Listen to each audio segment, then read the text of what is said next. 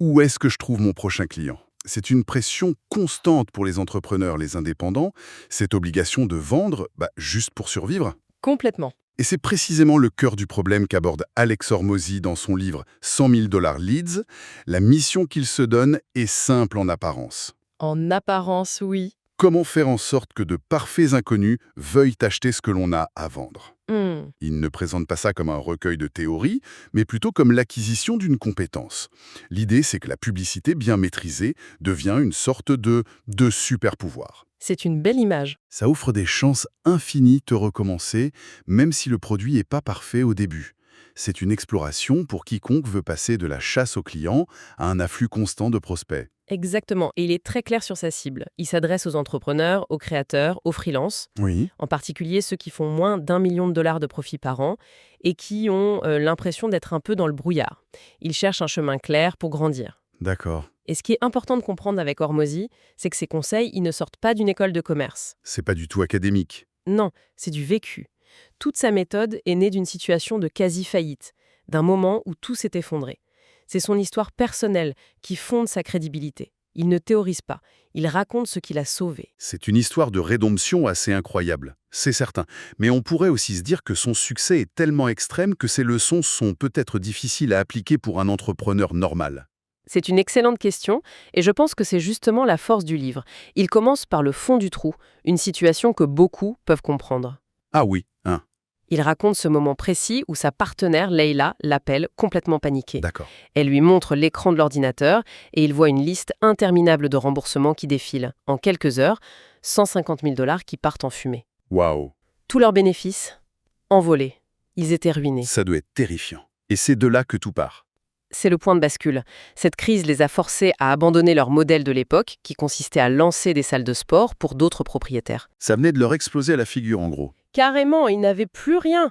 Et la solution est arrivée presque par accident au cours d'un appel avec un propriétaire de salle de sport qui était au bout du rouleau. J'adore ces histoires de tournants inattendus. Racontez-moi ça. Alors, Hormozy est au téléphone avec ce client potentiel. Il n'a plus rien à lui vendre, son ancien service est mort. Il veut juste raccrocher. C'est ça. Pour s'en débarrasser, il lui lance une offre un peu folle, sans y croire une seconde. Écoutez, je peux plus le faire pour vous, mais je peux vous vendre tout mon système, tous mes secrets, pour 6 000 $. En mode laisse-moi tranquille. Voilà, il s'attend à un refus, mais à sa grande surprise, le type de l'autre côté du fil dit « Ok, vendu », sans même négocier. Incroyable. Il n'en revient pas. Il réalise qu'il a peut-être quelque chose. Il passe la journée à appeler les autres clients qu'il avait en attente. En 24 heures, il vend son savoir-faire pour 60 000 $.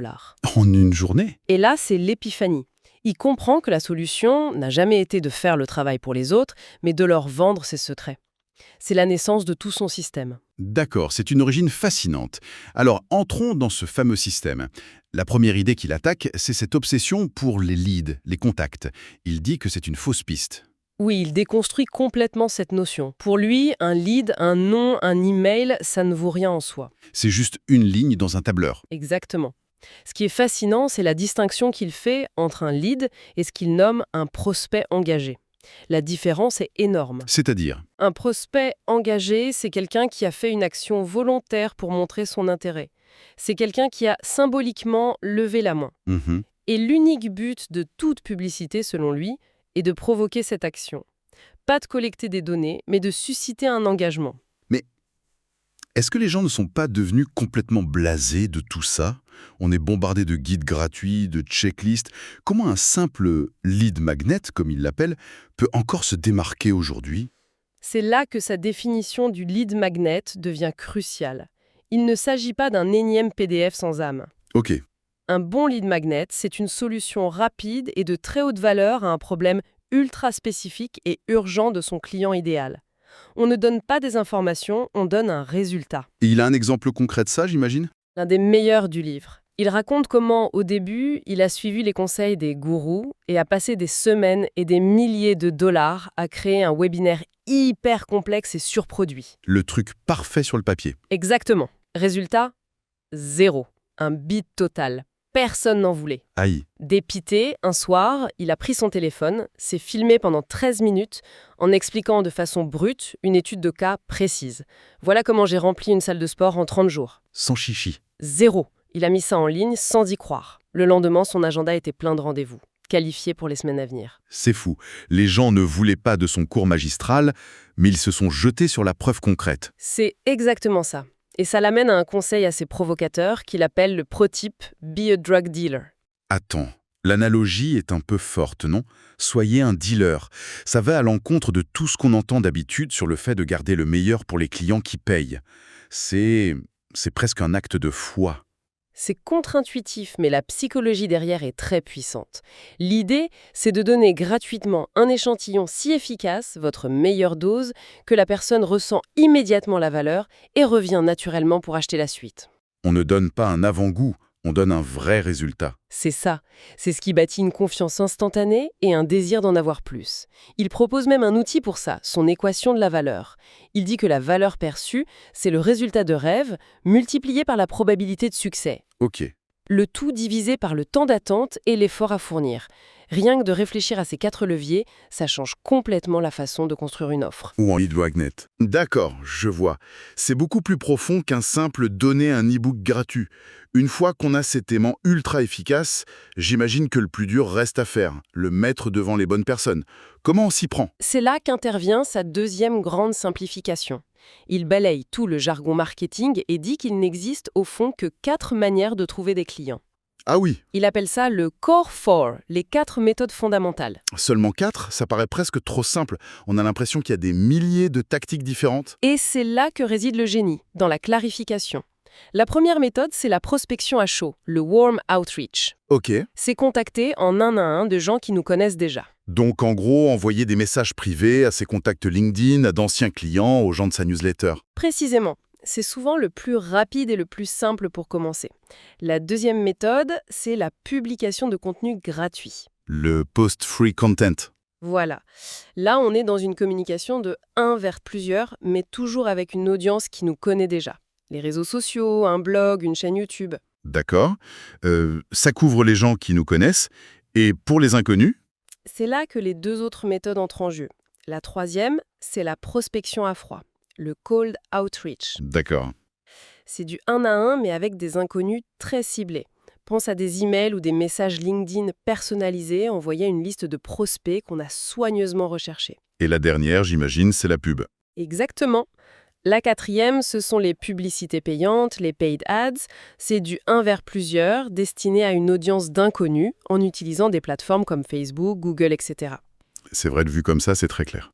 N'importe quelle action marketing, d'un post Instagram à une campagne d'emailing, rentre dans l'une de ces 4 boîtes. C'est ça, Ça démystifie pas mal le processus. tout à fait. L'intérêt est de ne plus se sentir dépassé. On peut choisir une seule de ces méthodes, la maîtriser, puis passer à la suivante. Ça donne un cadre d'action très concret. Mais là, je vois tout de suite le problème. Que ce soit envoyer 100 emails par jour ou créer du contenu en permanence, ça demande un temps et une énergie considérables. Énorme. On se heurte très vite à un mur, nos propres 24 heures. Comment on passe à l'échelle supérieure? C'est la transition logique du livre et c'est là que la stratégie devient vraiment puissante. Si le corps fort, c'est le moteur, il faut maintenant trouver des leviers pour le démultiplier. D'accord. Il introduit le concept des lead getters, les générateurs de prospects. L'idée est d'arrêter d'être le seul à pousser le moteur et de faire en sorte que d'autres personnes appliquent le corps fort pour nous. Ok, donc faire bosser les autres pour nous en quelque sorte.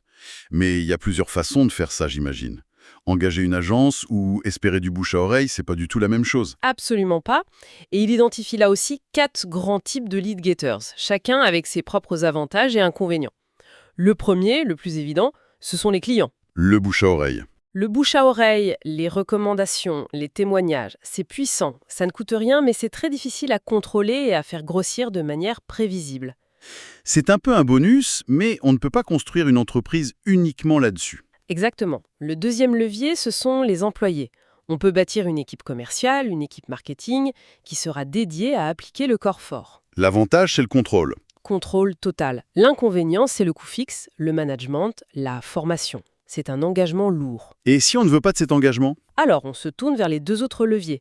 Le troisième, ce sont les agences. Des experts externes qu'on paye pour faire le travail. Ça apporte une expertise immédiate, de la vitesse, mais ça coûte cher. Et surtout, on n'internalise pas la compétence. Si l'agence part, on repart de zéro. C'est un risque. C'est purement à la performance. Ça semble idéal, non? Pas de ventre, pas de cou. En théorie, oui. C'est un modèle qui peut grandir de façon exponentielle, avec très peu de risques financiers, mais le défi est immense. Il faut trouver les bons partenaires, les motiver, leur fournir les outils. C'est un tout autre métier, en fait. Exactement. C'est souvent plus lent à démarrer qu'une agence. Le choix entre ces 4 leviers dépend donc entièrement de ses ressources, le temps et l'argent, et de sa stratégie à long terme. Veut-on du contrôle, de la vitesse ou un potentiel de croissance infini? La réponse n'est pas la même pour tout le monde. Ce que je retiens de tout ça, c'est un parcours incroyablement logique. On part d'un concept de base, l'importance de l'engagement. On crée l'outil pour le provoquer, le lead magnet. C'est ça. Ensuite, on a une carte routière très simple avec 4 chemins pour le distribuer, le corps fort. Mhm. Et enfin, quand on est prêt, on construit des ponts pour que d'autres empruntent ces chemins pour nous, avec les lead getters. C'est exactement ça. Et ce qui rend le livre aussi utile, c'est que ce n'est jamais juste théorique. Pour chaque étape, il donne des outils, des scripts, des modèles. Ce fameux plan publicitaire d'une page, par exemple, est conçu pour qu'on puisse lancer sa première campagne en quelques heures, sans se sentir paralysé par la complexité. C'est un plan d'action de bout en bout. Voilà. C'est très clair. On sent que c'est un système pensé sur le terrain, pas dans une salle de conférence. Ce qui m'amène à une dernière réflexion, inspirée par l'esprit du livre. Il part du principe que la plupart des entreprises n'ont pas un problème de produit, Ah non. mais un problème d'obscurité. Personne ne les connaît. D'accord. Alors, ça nous pousse à nous poser une question un peu vertigineuse. Si demain, par magie, on pouvait mettre notre offre devant 10 fois plus de clients idéaux, quelle serait la toute première chose qui casserait dans notre entreprise? Le service client, la production, la logistique. Et si ce point de rupture, c'était ça, notre véritable frein à la croissance, bien plus que le manque de prospects?